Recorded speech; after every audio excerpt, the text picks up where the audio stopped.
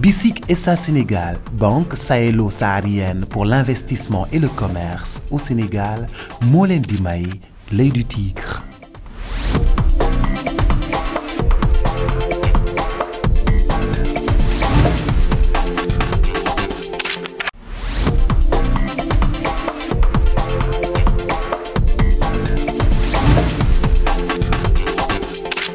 man soxna Mously député assemblée nationale chaque àjjuma damay seetaan l'œil du tigre parce que ki koy def man ci écrit boobu mooy sama écrit man waa Fass laa bala maa faral keneen Fass dafa bëriwul kon chaque àjjuma damay seetaan l'œil du tigre muy émission bu am solo nag parce que ni ñu koy décortiquer ni ñu koy defee dafa valoriser làmb ji ba nga xamante ni ki xamul woon làmb ji sax dina xam tey li xew ci làmb ji.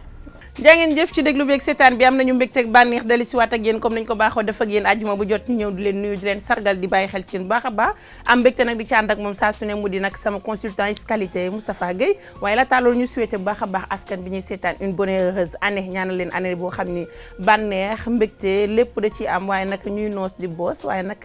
ñuy sos lu bëree bëri ziar naa la Moustapha. Mati bonne et heureuse année à toutes et à tous ñu ñaanal ñëpp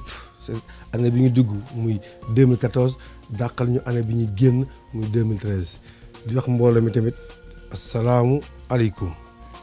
asalaamaaleykum kon yéen ñi nga xam yéen ñuy seetaan Moustapha loolu leen nuyoo tey ñu ànd ak yéen nag ci sunu sommet comme ni ñu ko daan faral def ak yéen nag ànd ak yéen ci jël bi ànd ak yéen ci affiche Leewtoo ànd ak yéen ci li nga xam nag moo di allo docteur sunu zapping dinañ jàll ak yéen ci li nga xam ne nag moo di maye daal di nag bëggal xol yi tuuti dellu si waat ak yéen ñëw ak yéen ci statistique waaye ñëw ak yéen ci li nga xam ne moo di revue de presse ñëw ak yéen ci nag kenn ko ñu waxtaanee tey di Mouhamed Ali nag yaakaar naa ni sénégalais yi xam nañ ko bu baax a baax mu nekk champion bu mag a mag dinañ ci ñëw ci cappaandaw émission bi waaye ñu delluwaat nuyuwaat leen sargalaat leen bàyyi leen xel baax a baax naan leen des leen di ànd ak Télé Futurs Médias Mansour ñu ànd ak moom dem régie dellu si waat ak kon nag jaa ngeen jëf comme ni leen ko waxee woon dañuy ànd ak yéen ci li nga xam ne rek moo di jëli bi nag tey dañ ci ànd ak ki nga xam ne rek moom moo di Diène Kaïré ak Kogna nekk nag combat boo xam ne waxtaanee woon nañ ko fi tey nag dañu bëgg nga décortiquer ñu li nga xam ne moo di jëli bi waaye laataa loolu dañuy bàyyiwaat téléspectateurs yi seetaanaat bu baax a baax li nga xam ne moo di combat bi laataa sama consultant di ma ko décortiquer. dafa mel ni da laa dégg xam na bis bi xale yi kenn du ko ci asaaloo Kogna dafa daan les meilleurs espoirs Diène Kaïré daan wuli numéro 1 Pambay daan ko mu jël ko kon du fooye bis bi te Diène neewul doole ah. déedéet neewul doole. Kogna dañu tëmboo ci doole. waaw am na lu mu jëlee États-Unis. léegi pexe rek moo la ciy génn bis. am na lu mu jëlee États-Unis métul du ay lex rek la fa jëlee waaw loolu moo ma jaaxal da ko sexal lool jël nañu tànk Kogna. jël nañu tànk Kogna Diène Diouf jël war na ko ndomba yenu na ko door na ko ci suuf Diène Diouf daan na ko Diène Diouf Kaïré daan na Kogna Diène Diouf Kaïré daan na ko. Diène Diouf Kaïré daan na ki. ngembul xonqal ba pare nag daal di koy accompagner ak nag tent karaw gi ci bopp bi mu nekk aussi xonq ci kaw xonq mu gisal loxo. ngemb la war a ñëw wala loxo dafa war a ñëw jàpp ci ñaar tànk yi benn yoon léegi nag fii dafa am double wala triple action. nga xool ne aussi Kogna ciinewul benn yoon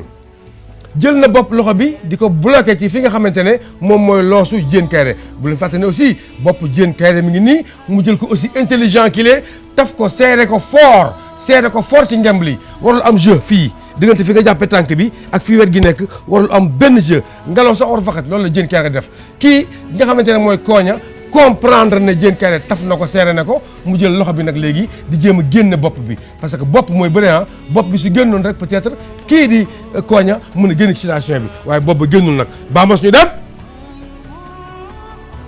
ñu jargandalu wundeelu ba tey xoolal ma léegi nag mu am benn li ñu naan croc en jambe benn handicap benn situation boo xamante ne moom la kii di Kogna créé fii mooy tànku Kogna bii mu empêché Diène Kaïré mu def lu mu bëgg a daf ko jël lonk ko ci pokotaanu tànku kii nga xamante ne mooy Diène Kaïré ba pare yóotu geño gi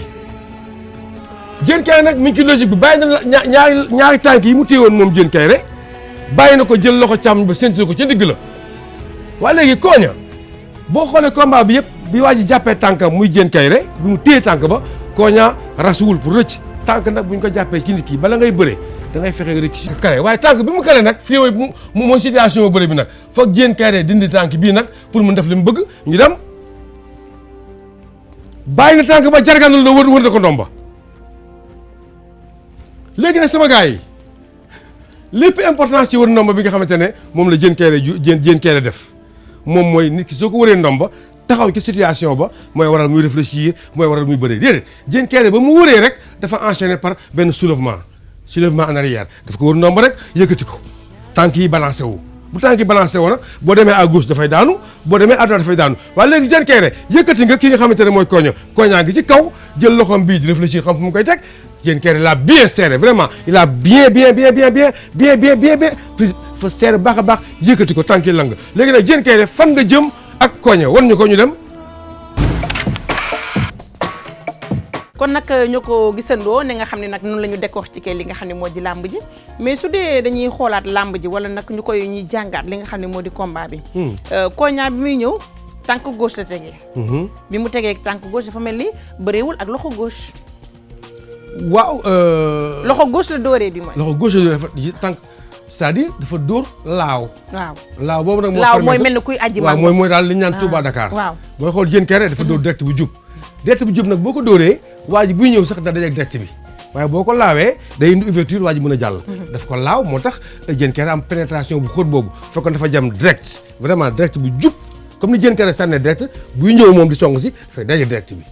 dama taxaw lu yàgg ci combat boobu parce que dafa am beneen combat boo xam daf ñu xaw a jaaxal muy diggante ki nga xam ne moo di Mbaye Tine ak Jet Li combat bu neex nañ ko xool Moustapha. Mati boo xoolee ñaari mbir yi di bëre dañoo bokk style xaw a tolloo taay tolloo doole ba pare bokk ni ñuy bëree ñaari ndeyjoor lañu te ñaari ku ci nekk nag mbëru tànk nga nag gisagoo kenn ko jàpp tànk jàmbur gisagoo kenn ko bëtt kenn ko di ñaan saa bu ñu jógee dañuy daje ñoom ñaar xeexuñu xeex bu bari mais dañoo bëre boo xamante ne dafa séduire ko public bi yëpp combat bu yàgg la quand même dem ñoom ba mi temps xool ni ñuy bëree ñoom ñaar bokk position roofoo ku ne sëq sa gañ a moroom situation yu bariwul woon mais nga xool ne kon Jet Li combat bi moo ci gënoon actif moo gënoon yëngatu moo gënoon di song moo gënoon di accélérer combat bi moo gënoon pare mais nag nga gis ne nag ba tey kii di bëre Jet Li tudd Pape Mbaye si je me trompe n'est-ce pas Mbaye Tine bi aussi dafa déglu trop ki nga xam ne mooy Jet Li bàyyi Jet Li ak bëre bi Jet Li di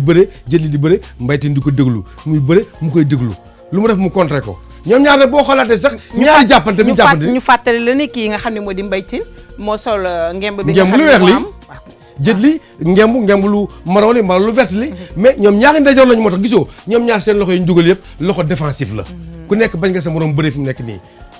ndax ñaari ndeyjoor la ñoo xamante ne ku nekk càmmoñ nga dugal loolu la ñuy wax loxo de défense moom ku ne yaa ngi défendre sa morom fu mu nekk nii boo génnee extérieur nag mooy ñoom ñaar ñi ngi bëgg a bëre xoolal Jet Li ñëw na sànni benn crochet bu doy waar foofu gis nga Mbaye Tine jéemul sax xeex jàppante bi lay téye xool Mbaye Tine dem mu intercepté ko da koy téye ñoom ñaar ci téyante la ñuy nekk nii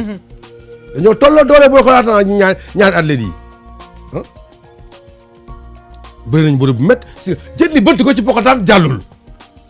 gis naa ko jàllul mais gis nga nag fii nag lan moo tax nag ki nga xamante ne mooy Mbaye Tine daan ki nga xamante ne mooy Jet Li xool Jet Li dafa ñëw lëggale ñaari tànk boo leen lëkkalee ñoom ñaari ñu dend nii rek ca xabal day ñëw gis nga tànk ba dem tourné ji jëm ca tànku ndajoor bi nga xamante ne dafay favorable pour ki nga xamante ne moom Mbaye Tine moo indi Mbaye Tine lonk ko caxabal wéeru ko Mbaye Tine da koo déglu ci biir bëre xool tànk yi échangé wu tànk ba mu soxloon pour mu caxabal ko nag moo viré ñëw ba ci moom dafa ne ko en fait booy xool ki nga xamante ne moom mooy Jet Li dafa togg ba mu ñor mu yàkkal ko ki nga xamante ne mooy Mbaye Tine tamit amu ci benn coono bu lonk crochet rek wéeru ko mu daanu kon nag ci loolu la ñuy jaar rek dem seeti affiche nag tey jii dañ ciy ànd ak ki nga xam ne moo di Boy Bawal nag mooy ki nga xam ne moom moo war a daje ak ki nga xam ne moom moo di Mame Balla mais comme nag tey jii dañ leen defar spécial Boy Bawal ajjuma bii di ñëw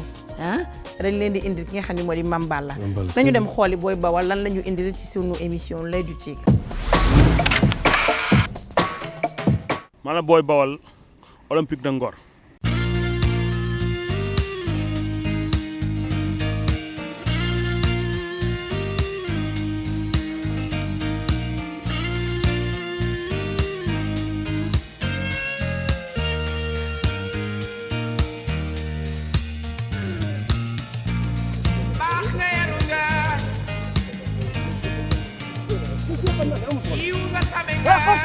ngay jóg pam.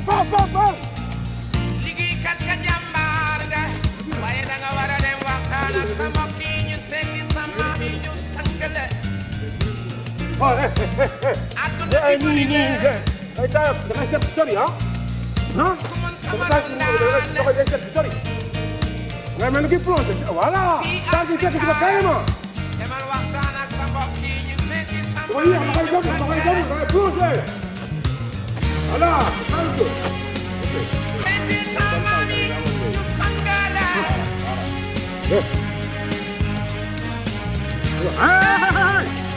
Come on. seeti sa maam yi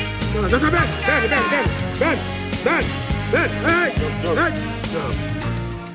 mbër bi bëri Taal ko carrément. dëgg jàmbaar nga Ça côté. tafa ngi bëri Ay, ñi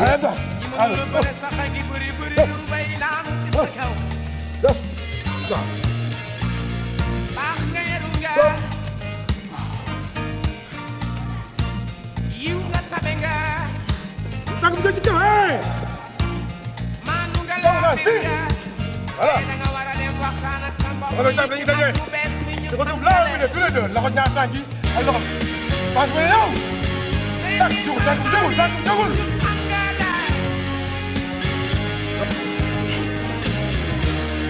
Non. Hein? Ici là, hein?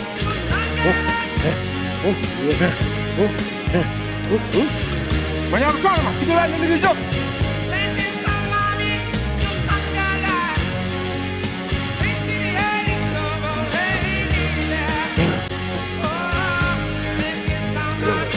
Très bien,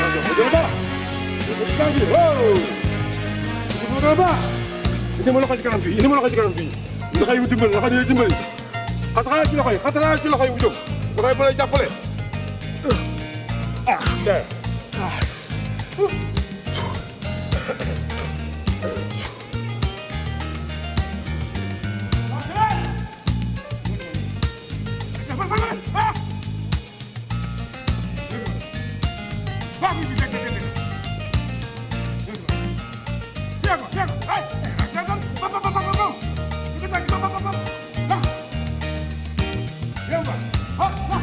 dem naa seeti seetkat bi mun a béyoon wala mi tuur nga kenn mënu laa liggéey. maa ngi juddoo Bawol yaroo Ngor waaw am 23 ans yaa ngi dégg am 11 combats am 9 victoires bu fit moo ma daan maag Yanda sans verdict ki may bëreel moom day maye waaye man moom jarul sax ñu may sax ndax man moom lu ma soxla damay ñëw jël si ko xam nga man du ma bëree amateur yi di ma jéppi xam nga doo fi nekk di combine man sama bëree moom day wex xat kaaneeg poobar lépp dama koy def si biir yaa ngi dégg la c'est man sama combat amateur yi dañ koo yàkkamte yaa ngi dégg la waaw moom tànk droite lay jiital di xeexee loxo droite ay côte la gën a man te ay côte moom amatul si bëre ndax CNG da koy aaye quoi yaa ngi dégg la damay gis itam muy mboot yoo xam ne gëmu ko yaa ngi dégg la man moom tànk ba muy teg laay jël ne ko coppet jàpp ko daan ko te man dinaa xeex ak moom bu taxawee dinañ xeex bi sax laa gën a soxla ndax man si bëre daa am lu ma manqué woon xeex moom a gënoon manqué si bëre boo xoolee sama 5 combats yi ma mujj a daan yëpp xeex la dama lay duma ba pare joog laa jàpp daan la man loolu laay bëre léegi ndax man moom man maa gën a mën a bëre ak yow moom pour man nga ëpp ma sax man moom a gën a arrangé quoi ndax xam nga booy dañ lay sonal rek nga nekk fa curox nii mais man bala ma gën a mën a wane sama bopp man li ma entraîné si combat bi wóor na yàlla pour man du ma am bala pour man yeneen adversaires yi si kanam la man moom ba may bëre ba léegi 2 séances rek laay def waaw damay xëy dem géej wala ma dem saal ngoon gi ma dem écrit xam nga wala ma dem din gis nañu nag ki nga xam ne moo di Boy Bawol Moustapha mais bi ñu ko gisee ni dafa mel ni que ni Boy Bawol mu ngi ci forme ah. oui Boy Bawol mi ngi ci forme parce que boo xoolee liggéey bi ñu ko defaloo yëpp def na ko malheureusement nag am na tuuti détails yoo xamante ne yu xale yi war a xam la dañu war a dem tout le temps rek di seeti un préparateur physique ñu leen di entraîner pour seen souplesse yaram pour seen yaram dégg olof. mais nag dafa tegle ay victoire de Moustapha. mbir yi fi nekkoon ñëpp ay classe ñoom génération yi. waaw dafa mel ni freiné na ay xale yu bari. ñoom génération yi ñoom Boubou Fit. Tafa Boy Bambara la mujjee daan Tafa Boy Bambara.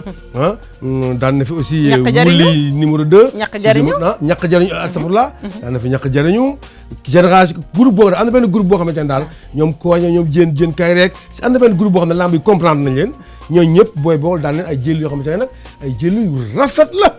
parce que dafay def passage sur les aisselles ba pare def passage en arrière tu vois dafay bëtt ci ba pare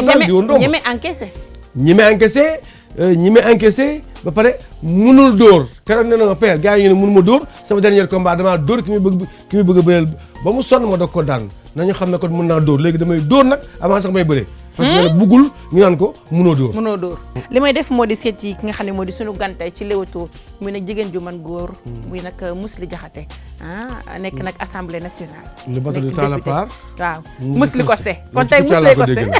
kon Mously Costé bokk bismillah kon nag tey Mously mooy sunu gan Mously Costé maa su jox ñu Mously man la soxna Mously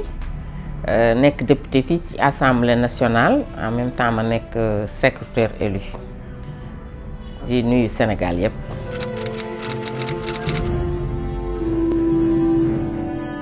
fekke naa ay combat de lutte yu bëri xam nga man Ndande laa màgge te Ndande dëkku ceddo la dañ doon def chaque samedi dañuy tëgg làmb ak dimanche dama doon fekkee làmb mais fii aussi dama doon seetaan làmb. D'ailleurs Ndeye Ndiaye Tyson bi muy def làmb paritem bi bokkoon naa ci ñi mu ko tudde woon ma di ko ñaawlu parce que sport defe naa ni fo la bu ñu waxee fo nag kenn waxul violence te loolu dina tax kilifa yi nga xamante ni moom mooy seen sport préféré dootuñu sawar ñëw ci làmb ji te bu boobaa day yàq valeur bi nga xamante ni moom la ko Sénégal joxoon ak monde entier ma di ko ñaawlu trop di wax ni bay boo ñu seetaat seen bopp te bàyyi yooyu. li ma ci xalaat déjà dama ci àndul arène nationale bi pour man dañ ko war a génnee ci biir Dakar parce que Dakar dafa fatt dafa xat. li nga xamante ni tey man su fekkee ni amoon naa ci sañ-sañ dañ koy génne Dakar bu boobaa non seulement dina tax Dakar nooyu tuuti mais dina valoriser aussi autoroute à péage bi en même temps day génne économie parce que gis nga ñi nga xam ne làmb lañ bëgg suñ ko tëggoon fii ba Ndar sax dinañ ko seetaane man daal vraiment d'accorduma ci technopole bi ñu def ci arène nationale technopole bi ndoxu Ndakaaru yu bëri fa lay daje tey liñ ci war a def mooy xotti ko def ci ay tuyau génne ndox mi yóbbu ko ci ñaay bi ñu ci mbayum noor c'est important. defe naa ni aussi war nañ ci gën a taxaw. Parce que ni ñu koy defee ci Jeux olympiques yi di ko def ci sport yi am ci àddina bi yëpp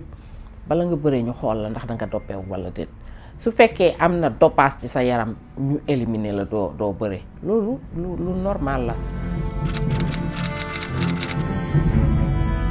mbër yi ma di leen encourager ndax xam nga bëre fawum góor la folomee fawum góor la. bëre njàmbaar daf ciy feeñ ngóora di ci feeñ bëgg sa bopp gëm sa réew di ci feeñ kon ma di leen encourager di leen wax ni làmb ji Sénégal yëpp bëgg nañ ko ñu ngi koy seetaan ñi ngi xool nu ñuy def tey ba nga xamante ni waxuma la arène nationale mais dafay am sax ay arène départementale nga xam ne chaque samedi chaque dimanche région yëpp département yëpp dañuy tëgg ku nekk gagné ci sa sens te loolu su fekkente ni borom réew mi ngi xalaat nu mu koy defee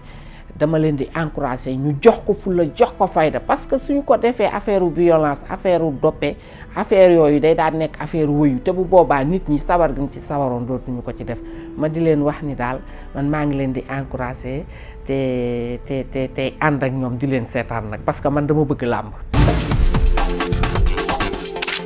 jaajëfal ko bu baax a baax moom mi nga xam nag moo nekkoon Tata Mously Diakhaté nekkoon nag tey jii sunu gan ci Leewtoo nekk nag député assemblée nationale ñu dem fa nag mu ubbil ñu ay buntam macha allah waxtaan ak ñun ñu koy remercier di kontaan ci moom baax a baax dañu jàll ci leneen lu di allo docteur. tey moom dinañ waxtaan ci mbiru infection à VIH sida lu tax ñu tànn njëkkee ci feebar boobu c'est parce que feebar bi dafa doy waar feebar bi depuis bu mu amee ci àdduna beeg léegi rey na 35 millions de personnes baax na nit ñi xam ko parce que am na ñi nga xam ne ba léegi ñu ngi laajte ndax feebar bi am na walla amul feebar bi ni mu duggee ci yaramu nit li ci ëpp ci wàllu sëy la cas bu njëkk a gis sa Amérique la woon 1981 ci benn góor buy sëy ak góor ci cas bi njëkk a découvrir virus bi 83 lañ ko découvrir donc ci wàllu sëy diggante nit ak nit ci góor ak góor la gën a gaawee risque bi ëpp na 100 fois que par rapport ak jigéen ak góor mais ñu jàpp rek ne ci wàllu sëy la diggante ñaari nit ñun nag Afrique surtout Sénégal diggante góor ak jigéen la loolu mooy façon wàll bi nga xam ne moo gën a bari ñaareel bi mun na jóge ci jigéen mu jox ko doomam soit bi mu ko ëmbee walla mu di ko nàmpal parce que ci meew bi jàngoro bi mun na ci jaar jóge ci yaay bi dem ci xale bi beneen ñetteel bi ci deret mun na jaar ci deret soit ñu jox nit ki directement deret bu amoon jàngoro bi loolu léegi c'est très rare risque bi bëreetul parce que dañuy tester deret bi risque bi bëreetul c'est excessivement rare waxuma ne amul mais c'est très rare walla benn objet boo xam ne taq na deret bu ko am mu dugg ci deretu beneen nit exemple tey nit koo xam ne watoon na lamset mu gaañu ci ñu jël lamset bi wat keneen kooku gaañu ci mun na tax virus bi dugg ci yaramam walla ñaar nit ñu bokk brosse bëñ nga brosse à dents nga utiliser ko mu nàcc ci yow keneen utiliser même brosse à dents walla tatouage yi walla xarafal walla leneen en tout cas directement ci deret bi mun na fa jaare mais mun na jaare ci instrument bu tax deret bi am jàngoro bi. jaajëfal ko bu baax a baax professeur Moussa Seydi naan ko nag albarka comme nag ni ko soo Seydi waxee moom itam di ko souhaiter une bonne heureuse année ak nag hôpital ba mu ñamu nekkal yëpp di leen sargal bu baax a baax sama consultant qualité Moustapha tey kan nga may indil ci ñi nga xam ñoo di ancien gloire yi. maa ngi lay indil Ibou Ndapha la ko ñëpp xamee. mu tudd Ibrahima Sarr nekkoon un très grand champion sérieux bëreeg man mi ñetti yoon. sama bëri bi gën a metti sama carrière moom laa ko bëreel muy sama premier grand combat ak moom. Ibou Ndapha moom Ibou Ndapha ñu match balaa ñu ñëw ci moom nu mu yaatoo xam nga bëri woon na ak nga xam ne ñu ngi koy jooy tey jii mu di Simel Faye gaañu nag talaata bi ñu weesu ñu koy ñaanal nag fa mu jëm gënal ko fuuf fi nga xam ne fa la jógee askanu làmb yëpp ñu leen koy jaal ki nga xam ne Simel Faye Simel Faye aussi dégg naa ak moom en 1989 à Kaolack ñu bëri bu yàgg te metti ñu match nul après sama combat ak docteur Faye ba ñëpp naan Tafa ci daa dem Kaolack un mois après bëri jëkk ki nga xamante ne moom mooy Simel Faye tey jii mu nga ca njëgal yàlla yàlla na ko yàlla xaare àjjana yërëm ko teg njabar gi nga xamante ne moom la waaye fii tamit mais moom Ibou Ndapha moom yaakaar naa ne ñoo bokkoon écurie ñëpp écurie séeréer lañ nekkoon te mooy Ibou Ndapha sax booy xool ñu xaw a nuroo jëmm xaw a nuroo bind xaw a nuroo ñu laay macha allah waaye Ibou Ndapha nag mi ngi fi ba tey des ak ñun na ko fi yàlla bàyyi ba ca kanama amiin nga ne sa combat bi gënoon métti nga ne Ibou Ndapha laa ko bëree lu tax nga wax loolu maanaam métti ci naka daal métti bi mooy dama nekkoon un jeune lutteur doon peser diggante 76 80 ak 80 kilos moom mu nekkoon un lutteur confirmé bu ñëpp xam boobu jamono la ñuy wax grand contre petit xale yi bëgg a xaru yéeg ci kaw làmb ji nekk champion par force bëgg a yóbbu maanaam paa yi retraite bëgg a yóbbu gars yi retraite pour bëgg a ñëw bokk loolu moo fi am ba léegi sax naam mais jamono jooju dañ jékki-jékki rek daal ne grand contre petit xale yi bëreeg mbag ñi làmb amatul maas ñu bëre nag mu noggatu mu sëq sama gaño jàpp sama ngemb man jàpp ma ngembam mu rocc loo xam di ma tëgg ay uppercut teg sama gémmiñ dam ma samay bëñ waaw daal lay noggatu nag noggatu waaye ma résister ko rek boobu tax làmb mati 45 minutes la amul barrière amul arrêt amul mi-temps ñeent fukki minutes ak juróom daan bëre bu njëkk ba ñëw fukki minutes yu mat lañ ko tas match te 4 appuis boobu amul woon. 4 appuis am boobu wëlbit gàng day leer nañ rek 4 appuis da nga ko def sax jóg continuer bëre maintenant nag après nag Ibou Ndafa sama diggante ak moom histoire la une carrière. mais est-ce que du moom moo la def mbër kon. exactement parce que boobu temps. kan moo daanoon dañoo match nul boobu premier combat mais deuxième combat nag 8 mois après dañu bëre ma daan ko waaye nag bi ñu demaatee encore ay année bëriwaat nañ mu jël revanche am c'est-à-dire Ibou Ndafa bëgg na ñetti yoon match nul benn yoon mu daan ma benn ma daan ko benn. ñi mu daan ci laa. kon yéen ba tey ci nul ngeen taxaw yaa ak moom. ci nul taxaw moom ndam demul. ndam dikkul ndax nul la fa am. victoire pour ku nekk. muy match nul. victoire ak défaite pour ci ñu ñaar ku nekk. mu des nag léegi Ibou Ndafa ñan la daan. Ibou Ndafa daan na Birahim Ndiaye. menn mi ci ancienne gloire ba tey. daan na Boy Niang. mi Boy Niang mi tuddee boppam. Boy Niang bi tuddee boppam ndeysaan. te ku mu ci daan nag si tànk lay jàpp tëdd ca. dafa aayoon ci jàpp tànku tëdd ca wañ la nga daanu. autant de Ibou Ndafa daal ci gàttal daan na Mor Nguer. daan na ay mbër yoo xamante ne xëy na tey jii sama xalaat mënu ma ko génneel mais daal képp kuy champion gi làmb ji bokk. xamal ne Ibou Ndafa bëgg naa yow daan na la wala ngeen téwoo mbër mu naqaroon a bëreel la bu munoon xeex lool et puis ñu fàttali aussi Ibou Ndafa nekk na porte drapeau du chef de l'État. nga ni. nekk un lutteur traditionnel après nekk un lutteur ci arène bi. aujourd'hui nag malheureusement mi ngi cloué au lit mi ngi toog amoon benn accident de circulation def subir na ay opération ba tey sottiwul te gis occasion la peut-être pour ñu lancer message SOS pour le monde de la lutte. le monde du sport. mun ko soutenir. pour mu génn ci béykat yi mu nekkoon. parce que tamit mooy suivre trop te war nañ ko mën a taxaw bu mu mën a delluwaat ak ñaari tànkam dox delluwaat ci làmb pour mën a accompagner ay problème kon nag moom lañ doon waxtaanee tey mu di ki nga xam ne rek moom moo di Ibou Ndafa bokk ci ñi nga xam ne moo di ancien gloire yi noonu lañ ko mën a waxee ànd ak yow nag ci li nga xam ne rek moo di sunu zapping dellusiwaat ak yéen ci plateau bi.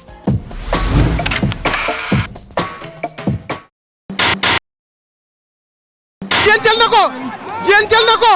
Wouly bañ na Diène jël na ko Wouly bañ na Diène Kaïré daan na Wouly waat jël bu rëy.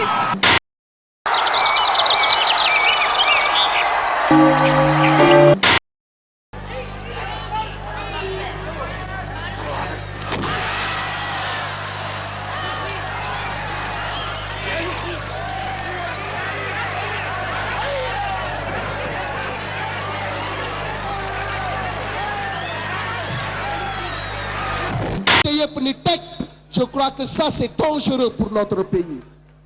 C'est pourquoi nous lançons un message fort au président de la République. Parce qu'aujourd'hui nous n'avons que la lutte sénégalaise. Et ils sont des milliers de jeunes à nourrir un rêve. J'aurais jamais dû. Je vais peut-être regretter. C'est pas fini, j'ai peut-être bénéficié d'un arbitrage maison, il faut peut-être me sauver.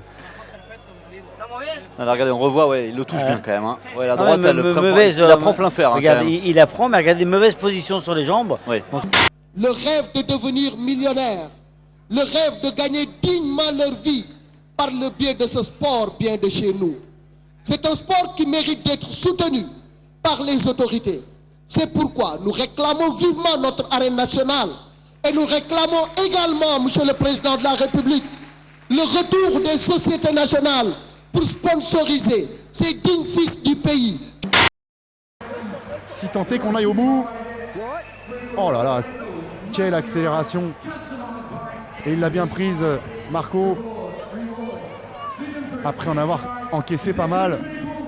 Et qui sont en train de vous aider, Monsieur le Président, pour la recherche de l'emploi des jeunes. Combien sont-ils à se nourrir et à nourrir leur famille? Combien sont-ils à gagner leur vie par le biais de la lutte? Le vendeur de Gertetaf, le vendeur de crème glace, le vendeur de boissons, et j'en passe. Et toute une jeunesse aujourd'hui qui rêve et qui continue de rêver de devenir millionnaire. Monsieur le Président de la République, c'est la jeunesse qui vous a élu. Et c'est cette jeunesse, par ma voix, qui vous lance un appel solennel pour soutenir la lutte sénégalaise. kon nag bu ñu jógee foofu lekk nga xam ne moo di sunu zapping gis nga nag tey ji li ñu leen indi ci sunu zapping dañuy jàll ci combat boo xam ne rek balaa may jàll ci maye ñu am nuñ ci def rek balaa ñuy dem ci maye mu di Pape Mor Lo ak Siteu combat bu bëri coow. ñaari style yu wute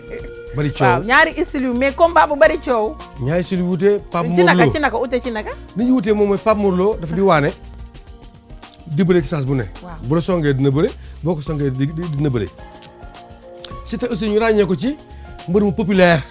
ñëpp ràññee ko tam bu muy forcer les barrages di xeex di sëqante yow Siteu aussi fort bi ñu gën a ràññee ci moom mooy dugal loxoom sa gaño bëreeg yow. te li ma jaaxal mooy xam nga kenn ki dafa nekk maanaam mën nañ wax ni ñaari combat la yoo xam ni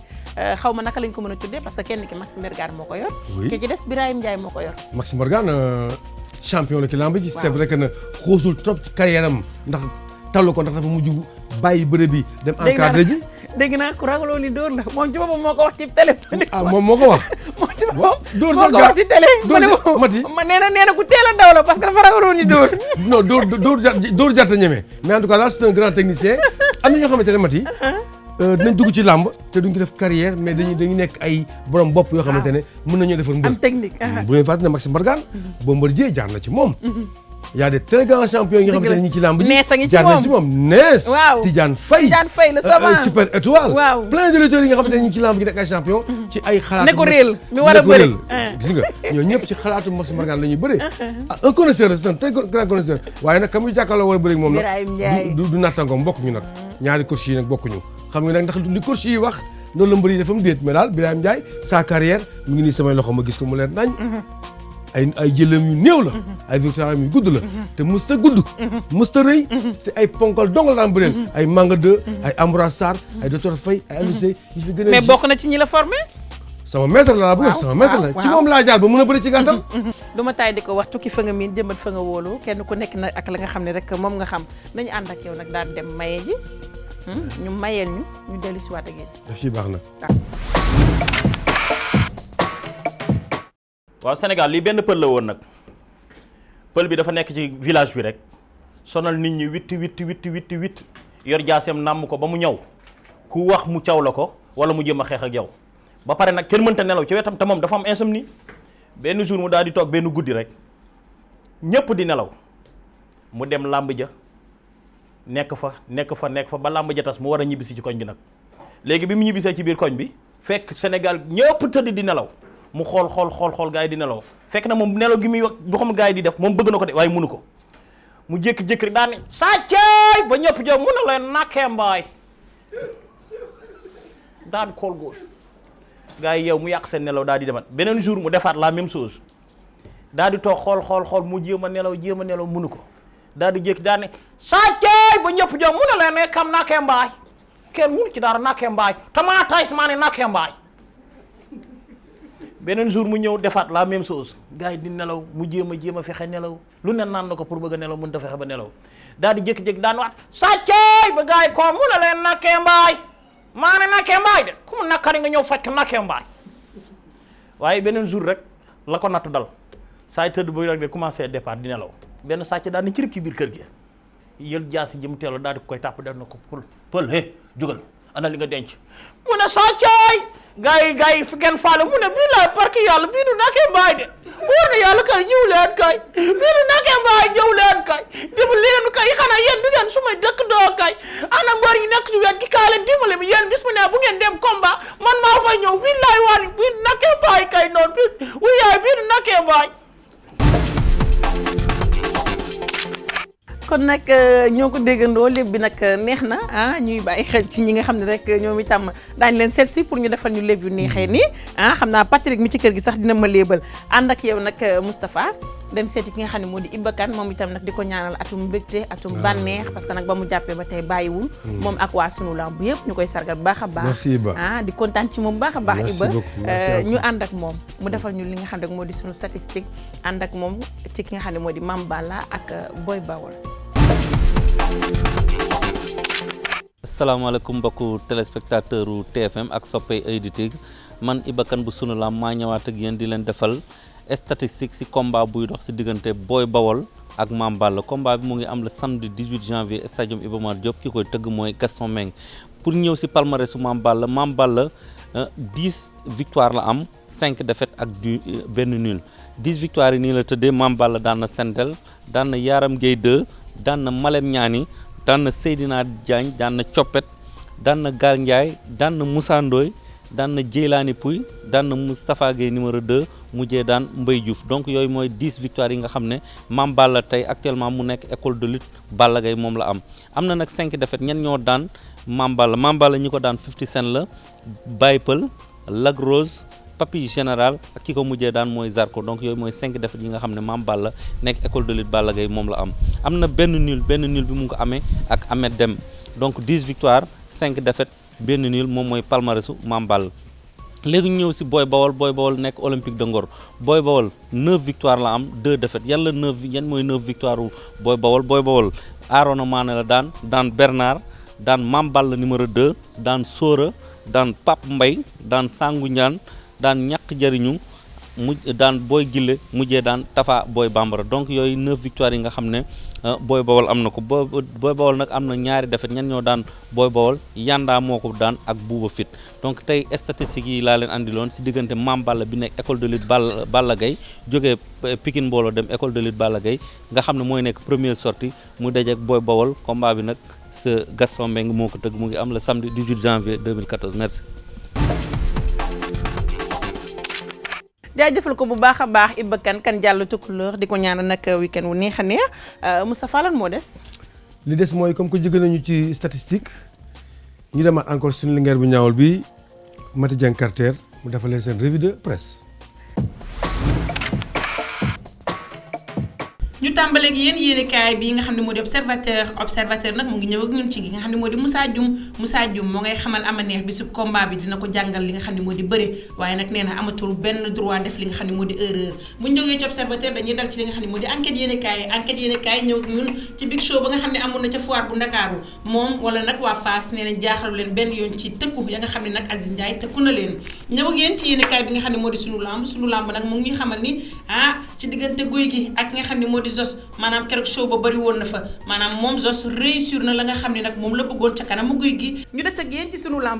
mu ngi ñuy xamal ni le roi des arènes ak nga xam ne moo di Bombardier ñoom nag seen combat dina takk suuf de ndax nag Arena Tour moom itam bis boobu lay def finalam lépp nag nar a xewee ci biir Ndakaaru kan mooy bàyyi morom ma ñoo ngay toog di xaar waaye moom itam Zallo mu ñuy xamal ni sunu lamb dootul nekkati mukk guy ndax nag nee na golo yëpp ci la ñuy jàngee yéeg maanaam dootul nangoti benn gone di jàngee ci moom li nga xam ne moo di bëri moom Zallo mooy xamal loolu sunu lamb des ak yéen ci yéenekaay bi nga xam ne moo di Tribune Sport nag ñëw na ak ñun ci li nga xam ne moo di wàllu mystique maanaam daal xat fa xuufa bëri woon na lool ca big show ba nga xam ne nag moo amoon ca foire bu Ndakaaru ndax nag ñun ñuy wan benn mbër toog nii daal di yor li nga xam ne nag moo di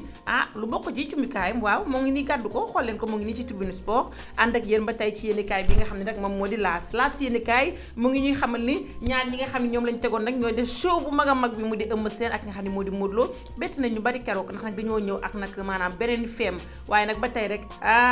diggante ki nga xam ne rek moom moo di Zos ak Gouye Gui laa mbir mi neex na ba pare te combat bi egseegul jaa ngeen jëf ba àjjuma ak jàmm ak salaam. kon nag loolu lañ leen indiloon tey ci li nga xam ne nag moom la yéenekaay xëy bind ci wàllu lamb di fàttali rek ni 2014 bi maanaam Lady Tigre dafa nar a génn feneen fu bees moo di combat yi nga xam ne jot na am yëpp naa leen ko indi ci li nga xam ne moom moo di affiche Moustapha rawatina rek diggante Modou Lo Eumeu Sène diggante Bombardier mi nga xam ne moom lañ jublu ak nga xam ne moo di Balla Gaye nañ leen indilit Gris Bordeaux ak nga xam ne moom moo di Tyson Mouhamed Santa Ñing ak ki nga xam ni moo di Yanda Gouye Gui ak Zos nga xam ne nag bëri la boo xam ne Sénégal ñu ngi koy xaar ak yeneen parce que nag maanaam ñi nga xam ni signé nañ contrat ñëpp nañu yaa xam ni bu ñu fàtte aussi Forza l'espoir de Fass war a bëri Xarim Ndiaye mu ko déglu moom itam ñu ngi koy bàyyi xel baax a baax nga xam ne nag sama tonton moo ko tëgg di nag Mbaye Fall ak ñi nga xam ne ñoo di waa équipe bi daal ñu ngi noonu rek Mandela naka Mandela production wrestling production Mandela wrestling production tey nag dañuy dem seet ci nga xam ne moo di Mouhamed Ali nekkoon nag Mouhamed Ali Cassius Clay le grand Cassius Clay merci moom la ñuy dem xool yi dali si waat ak yéen balaa ñoo tàggoo.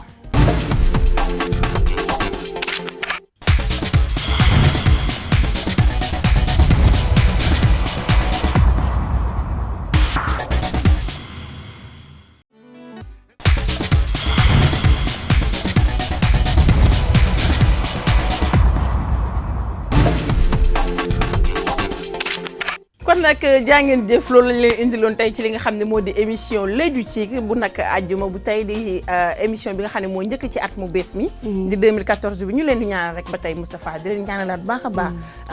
lan ngay tàggoo ba pare parce que tey damaa nar a gërëm ndax comme léegi dama bokk ci mbër yi dañuy gërëm tey da ngeen may ma gërëm damay sant damay gërëm bala may tàggoo comme naa la may gërëm ma gërëm gërëmal ma commencé gërëm gi mais gërëm bi nag du bari gërëmal ma gërëm mais naa la ñetti nit ñetti nit sa feuille bi dafa gudd trop li si gudd na gërëmal ñett d'accord balaa ñuy dem fenn damay gërëm ñi nga xam ne ñoo jàpp ci émission bi ba nga xam ne tonton Tafa wala nag Moustapha tàmm naa tonton bi kenn mënu ci dara damay gërëm bu baax a baax ñi nga xam ne ñoom laay liggéeyal di kontaan ci ñoom bu baax a baax amuñu seen fay parce que buñ ñëwee taxaw am ñoo xam ne ñoo nekk suñu ginnaaw ba ñoom saa su ne ñooy tax ñuy gis mu di Mansour spécial dama koy gërëm di ko sant bu baax a baax parce que ñu baree bari ñu ngi laaj Mati kañ la xam làmb ak ñoom seen fekk Mansour a nekk ci ginnaawam di ko jàppale bu baax a baax kooku aw ma fayam ngay ñoor a basi loo mën ren yàlla na nga ko mën déwén Vieux Diouf sama chéri la sama xarit la sama lépp la moom dama koy sargal Patrick aw ma fayam dama koy sant waaye nag kenn du yow parce que nag coow li daal géey yow dama xam nga li ñu doon wax que ni da nga nekk tout tànk di bëggee nit yàlla def ngay màgg dem ba bis ngeen bokk mbir yow dama lay gërëm bu baax a baax tonton Mbaye Fall moom mënatuma ko sant parce que dama koy ñaanal rek yàlla mi am fayal ko waaye nag di gërëm sama yaay ak sama papa di gërëm bu baax a baax ki nga xam ne mooy sama shopping mi chou parce que kenn du moom itam parce que à chaque fois mu indi la toog xaar la ba nga pare aw ma fayam carter dama koy ñaanal moom ak njabootam ak i soxnaam yàlla na leen yàlla jubóole ñi nga xam ne ñoom ñooy liggéey ci kër gi ñëpp su ma limee juum ñoom Aba ñoom Petit code moom damay bàyyi noonu code c'est benn code la quoi Mamadou Dia chéri Fat Diané dama lay gërëm bu baax a baax yaay indi cere ak meew wi waaw maa ngi lay sargal bu baax a baax mooy def décor bu rafet bii comme di gërëm ñëpp su ma limee juum mais Ndiouga Thiam bala mañ ca sañse tey moo génn fépp moo génn ci yére bi moo génn ci bijoux yi moo génn ci bracelet yi moo génn ci yëpp waaye di sant bu baax a baax Cheikh Ibrahima Mbacké di ko bàyyi xel bu baax a baax di kontaan ci moom ndax nag dañuy faxal di wax ni ku amul wéeruwaay da ngay yomb ba max te ñun nag am nañ wéeruwaay di santit njabootu Mame Abdou Aziz Dabakh xam nga damaa bokk ci waa kër Fat Dieng Maysa moo tax faw ma di leen sant di leen gërëm di bàyyi xel ci ñoom bu baax a baax non il faut ma nekk mbër tey Vieux Diouf léegi nag di sant bu baax a baax nag waa kër Sidi Jamil ndax boo nekk ak sa nijaay mu bëgg dara da nga ko cay fekk di gërëm waa kër Sidi Jamil yëpp tey ànd ak yow tey man xam naa ne gàmm gi moom yow laay àndal kon xaw ma nag ndax invité ngeen ma maa la yóbbu pareel naa la sa place pareel naa la dalukaay yëpp quoi waaw vraiment Mati nag donc comme que ñu ngi jëm ci gàmmu waaw dañu war a tàmbalee rek ci wax alhamdulilah rabbi alamin gàmmoo nañ daaw macha allah alhamdulilah rek ñu fas yéene ko di ko fas yéene ba rek suñu borom bi ñu moom yàlla na yéex di am benn mbir bu ñu bëggoon expliquer tuuti rek ñi nga xamante ne ñoom ñooy waaye dawalkat yi waaw surtout Tivaouane ak Ndakaaru soriwul Tivaouane fu mu doon soriwul nañu daw ndànk rek da gis gars yi dem ci burdu ba sax ñibbi si waat delluwaat donc soriwul ñu daw ndànk rek def moins d'accident gis nga màggal Tuubaa bi passé accident yi macha allah tax koo bari ren ndax disposition yi gars yi tegoon di ziar nag njabootu Cheikh Sidi Hadji Malick yëpp di jiital nag le xalif général muy Cheikh Ahmed Tidiane Al Maktoum ak rakkam yeeg doomam yeeg sëriñ ñu uuf yëpp macha allah bu ñu fa jógee nag foog ñu tag nag ki nga xamante ne mooy sunu daluwaay nag mooy ñi nga xamante ne moom mooy Mouhamadul Mansour Sy Djamil di taawu ki nga xamante ne mooy sunu sëriñ di sama turandoo Moustapha Sy Djamil moom mi nga xamante ne moom la sëñ Mansour Sy yàlla ñu tas ci barkeem borom daara ji ne woon dama laa ñee tax ma ñee la mooy ñëpp ànd ak yow te man sax mën naa am ñëpp ànduñoo ak man ay rakkam yi mbokkal ndey ak ñi mbokkal baay ñëpp topp ci ginnaawam mënoo sax xam na moo sa xalifa donc ñu koy ñaanal moom Mouhamadul Mansour Sy Djamil musut bàyyam fan ñaanal ko mu uuf njaboot gi ndax mel nañ ci moom benn yoon dëgg la sëñ Mansour Sy Djamil ñu ngi lay ziaraat encore ci gàmmu gi ñu jëm ak sa njaboot ak njabootu sëñ Babacar bàyyiwuñu kenn mati di fàttali ko aussi nag ne ñu ngi dalloo ji nag ki nga xamante ne mooy suñu mag di suñu lépp muy Momar Ndiaye këram la waa écurie Fass ak lu làmb ak képp ci monde sportif këram ngay dal Momar Ndiaye mu yaatal ñu nag dalal ñu donc nag ñu ngi ziar ñëpp di wax ñëpp ilaa Tiwaawan incha allah allahumma salli ala sayyidina Muhammad wa sallim ilaa Tiwaawan kon jàppal ni tey dañuy takk bagage yi bu ñu paree nii ci àjjuma ji nii dañuy takk bagage yi ànd ak sama nijaay fu mu wàcc ma wàcc fa kër Momar Ndiaye la ñuy jëm kon nag ilaa Tiwaawan jaajëfalaat ñëpp Ndiouga Thiam bala mañ sa kenn du yow aywa ñu dem